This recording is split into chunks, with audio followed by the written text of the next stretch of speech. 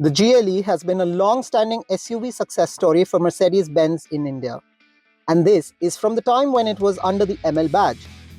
The GLE moniker was adopted around the mid-2010s and the SUV bearing the new name touched down in India in 2015. Over the years, Mercedes has sold over 20,000 units of the GLE in cumulative sales, making this SUV more popular than the more affordable GLC and the more premium and flagship GLS SUV.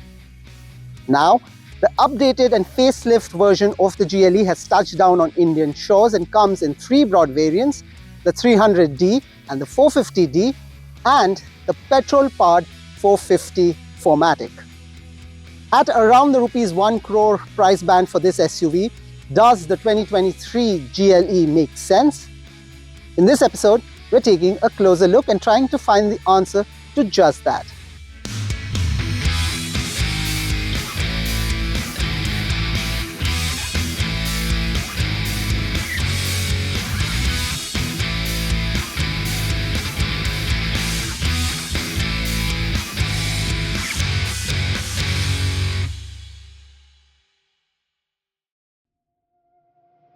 The GLE facelift was unveiled for the world earlier this year and continues to slot itself between the GLC and the GLS in the global and Indian Mercedes SUV lineup. In terms of styling, the AMG line that you see here gets a new single slat grille, updated bumper, refreshed front lights, and new alloys. The rear bumper and tail lights have also been reworked. In terms of proportions, nothing changes, so you can still expect acres and acres of space inside the GLE, especially in the back seats where most of the owners would usually find themselves in. Even for passengers in the middle, there is decent amount of space, even though the center console continues to jut back quite a lot. Now, if you're expecting something remarkably new in the new GLE, then you may just be a little disappointed because the dashboard layout has been carried forward, and the fit and finish, although still top-notch, still remains what it was in the previous edition of the GLE. Of course, there is the new steering wheel design, and this car runs on the latest MBUX system as well. The other key feature highlights include 4-zone climate control, Burmester sound system, 12.3-inch main display, 12.3-inch driver display, support for wireless Android Auto and Apple CarPlay, and heating and cooling functionality on the seats.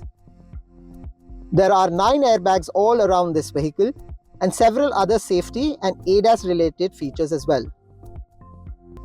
When it comes to the drive specifications, the addition of the 48-volt integrated starter generator was on expected and obvious lines. The promise, once again, is of better efficiency and lower emissions. The engine options on the GLE have been carried forward, apart from the integration of the new 48-volt ISG, which is now making its way into Mercedes vehicles. While we obviously expect the diesel to have a bit more power and torque and a whole lot more spunk to the drive, the petrol motor inside this particular test unit was quite a sensible mover as well. There is 380 HP and 500 Newton meters of torque on offer. Is the GLE the most sporty SUV in its class? Well, no, not really, especially not if you compare it to the X5. Considering its large proportions, is it easy to navigate within city limits? Well, not particularly, again, especially if you compare it to an equally sized SUV like, say, the Range Rover Velar. And yet, the strength of the GLE lies in how it balances most of its elements, if not all of them. All the engine options on the GLE are mated to a 9-speed automatic gearbox, and the gear shifts are pretty linear and smooth. Triple-digit speeds come without any effort, and this car is quite at ease at high speeds on highways.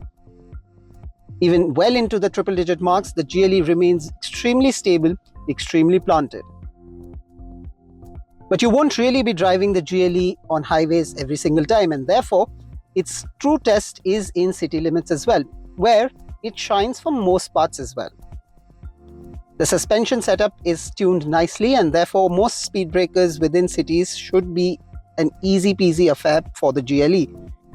The fact that this car continues to have a high road clearance helps it amble over anything that the roads ahead throw its way.